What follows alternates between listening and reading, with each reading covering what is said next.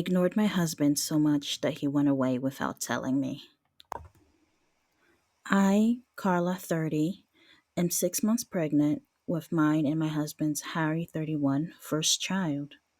During this pregnancy, I've been very exhausted every day and would usually come home from work and go to bed an hour later.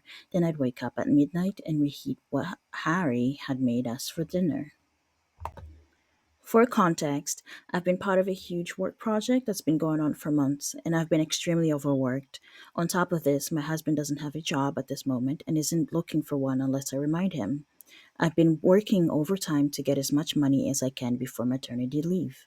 Our anniversary was on the 6th of August, and I've asked him if we could have a romantic dinner at home and then snuggle up to watch TV under a warm blanket. I thought it was a wonderful idea since I was too tired to go out and because I knew that Harry was doing most, if not all, of the household chores.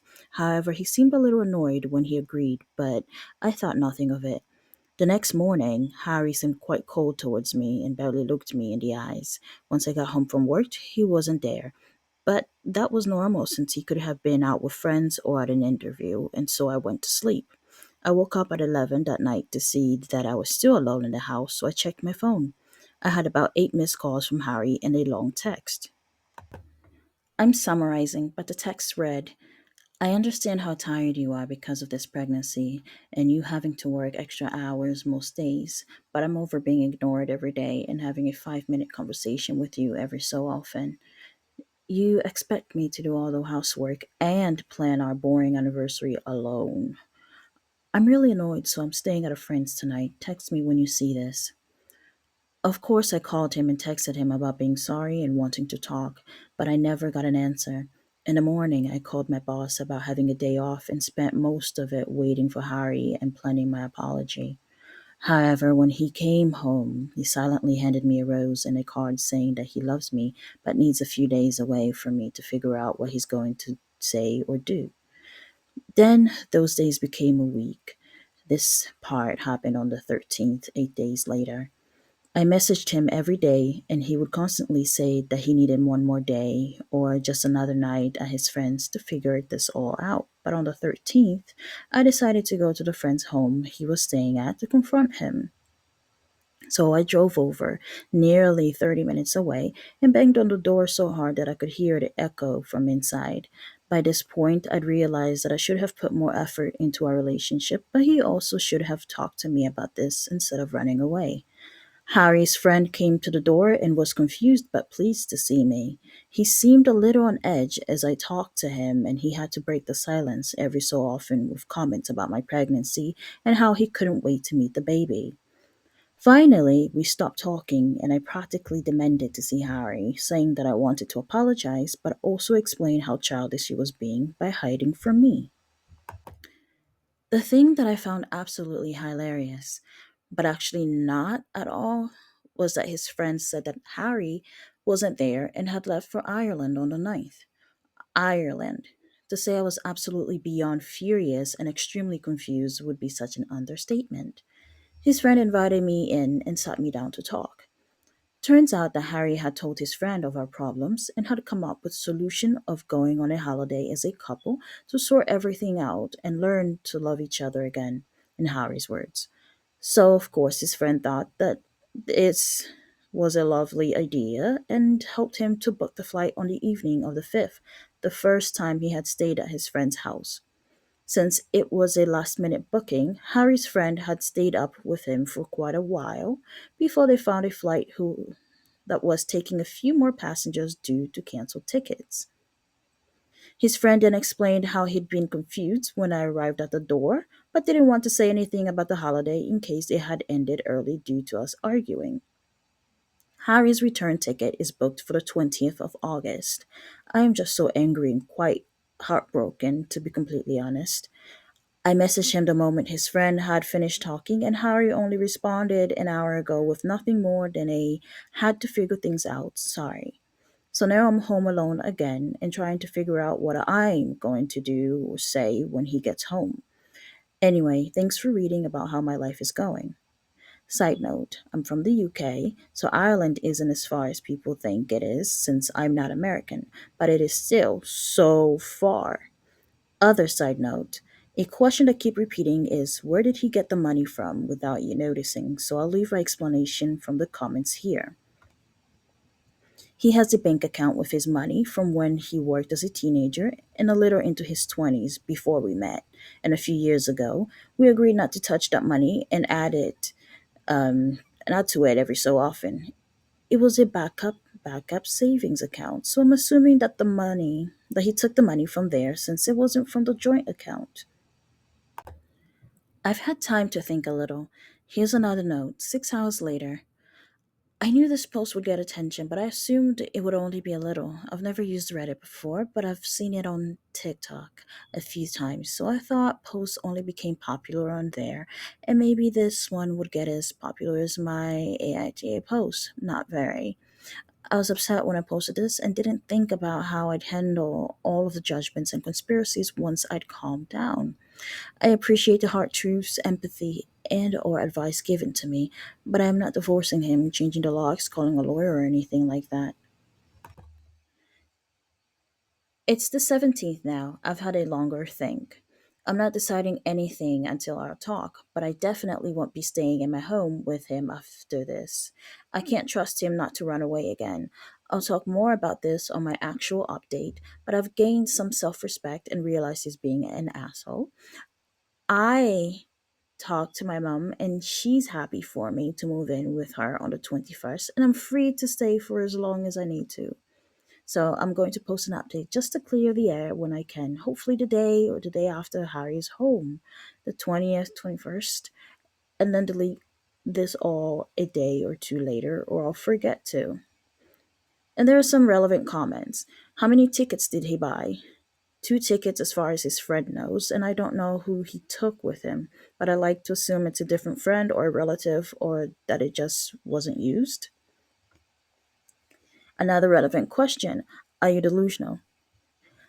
She responded, I'm not. Just because I hope he's not with another woman doesn't mean that I believe that. Also, I think I know who he's with, but I'm not going to say anything until I know. If I'm right, though, he's definitely not cheating, yet anything is a possibility now. Another comment. His feelings are valid, but his response is extreme. Response. Thank you. This is actually quite helpful. I know I'm not the good guy in all this, and that I should have made time for him or recognized that we needed to talk. I just wish that he'd had asked me to have a day off, since I clearly didn't notice how he was feeling or got a job so that I wouldn't be working so much so we could be together more. So there's another update. I want to start this out by saying that a lot of questions have been answered since Harry came home yesterday evening. The main one being that he did use the second ticket, but for his sister. For the last few days, Harry's friend has been living with me and helping me through this. One way was that he scheduled a couples and individual counselor for Harry and I. I have also been calling my mom every day since the 13th, with the one constant session, Harry's friend and my mom all giving me the same advice. I scheduled an early maternity leave with a slight bonus to each paycheck because of all my overtime and unpaid help. I officially leave work in 4 days. Back to yesterday. Harry's friend went to pick Harry up and sent me photos of who he was with as reassurance that it was his sister, Tiff, not her real name, obviously. When they arrived, I'd prepared dinner and cleaned the downstairs of our home so that Harry and I could have a civilized conversation without hunger or distractions to stop us. Harry looked extremely tired and he seemed to be on the verge of crying the moment I opened the door to them all. I was incredibly patient for the sole reason of being able to get through this discussion in one piece, and so when Harry wouldn't speak, I let Tiff explain why she had gone with him. Tiff is a lovely lady who helped me through the few months before my pregnancy. However, Harry didn't stay in close contact with her, and I lost touch when the work project started. Because of this, she had no clue about anything going on until Harry called her and said that he had a spare ticket to Ireland. At first, she was reluctant since she knew that I was pregnant, and so she tried to ask why he would leave and if I was with someone who would care for me. Eventually, Harry snapped and told her the real reason of why he was going away, and so she joined him to make sure that he knew it was wrong, but also to help him through all the emotions that he was feeling. She was the reason that Harry came back to me. If she hadn't gone with him, then Harry admitted that he might have moved to central London or a small village in the countryside to hide from this. So extreme, but okay. It took everything in me not to cry when she admitted that, and I could clearly see the shame on Harry's face. I'm not going to recite everything word for word, and so I'll quickly clear up some things. One, Harry did use the backup savings account like I thought to pay for the tickets. Two, the reason that Harry's friend didn't see who the other ticket was for was because once they had found the tickets, Harry's friend went to bed. Three, Tiff was by Harry's side the entire holiday in Ireland and confirmed without a doubt that this wasn't to find a fling. They spent most of the days in the cheapest hotel room possible in silence before Harry started talking about everything. Four, when we met and married, Harry was a loving, hardworking, job having man whose only dream was to have a wonderful family and then retire to one of those cute stone villages in the south of England. After an hour, Harry finally spoke up. Tiff and Harry's friend went into the living room, but I never realized how strange it would feel to be with Harry again. He confessed that he'd stopped loving me a month into my pregnancy. It wasn't to do with the fact that I was sick all the time, dirty as a mole, or wouldn't stop talking about the baby. He just didn't have a reason. Since he couldn't think of why he stopped loving me, he assumed that the love would come back in no time, that maybe it was some delusion caused by the stress of a baby on the way. Over time, that love didn't come back, and he started feeling incredibly guilty and alone in it all, which is when he got fired from his job. He told me it was because his work performance was belittled by new management, but it was really because he was too trapped in his feelings to think of anything but how much he still didn't love me. Then he never tried to get a job because sitting at home without me, since I had to work more, was much better than sitting at work and possibly getting fired again. He came to love how he had alone time until the moment that he felt alone. That was when he refused to work just so he wouldn't have to come see me. He wanted to sit and wait and see how long it would be before I came to him. The trip was to test the waters. It was to see if life would be better without me. He still hasn't decided. In his whole explanation, he kept emphasizing how he didn't love me and said it like I was a child who needed to hear something 1,000 times just to understand it. He never apologized. In a rough way, I was shocked, distraught. If you have a word to describe the awful emotion, then I felt it. I cried, I shouted, I cried again, and we sat in silence until I could talk. Then I told him how I could never trust him again. How could I possibly trust him not to walk out on me or the baby? How could I trust him to tell me these things or explain his emotions or to see the story from both sides? How could I possibly work myself dry again for an unloving husband? And so I made the decision for him. We would go to couples counseling, not to be a better couple, but just to understand each other and learn to communicate properly while together and to other people.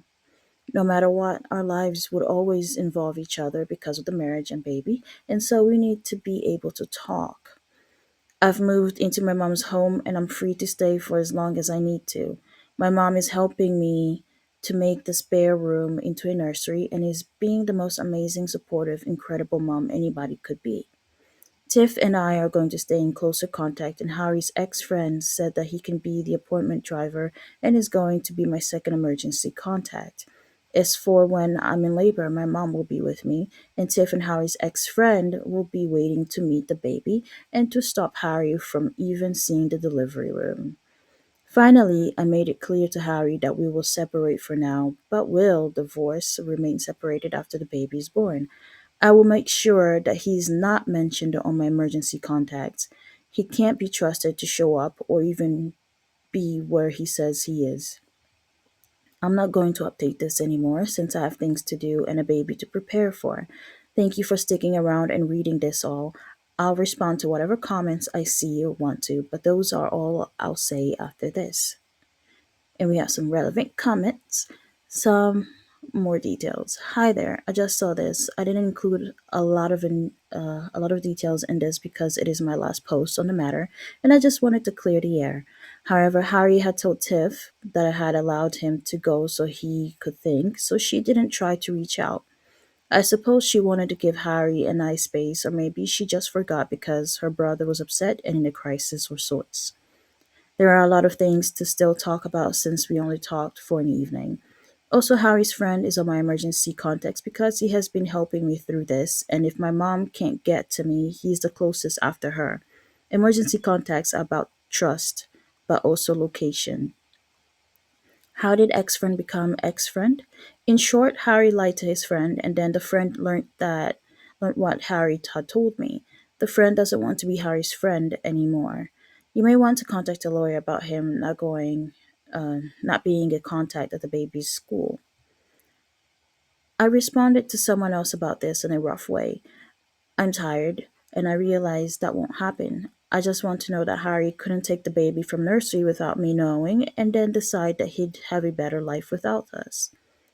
What I mean is that until he decides if he wants to be in our lives and gets any mental health support that he needs because of how he's been feeling and acting, then I want to know where our baby is at all times. That was a crazy story. He could have just spoken with her rather than running away to a whole different country. Crazy.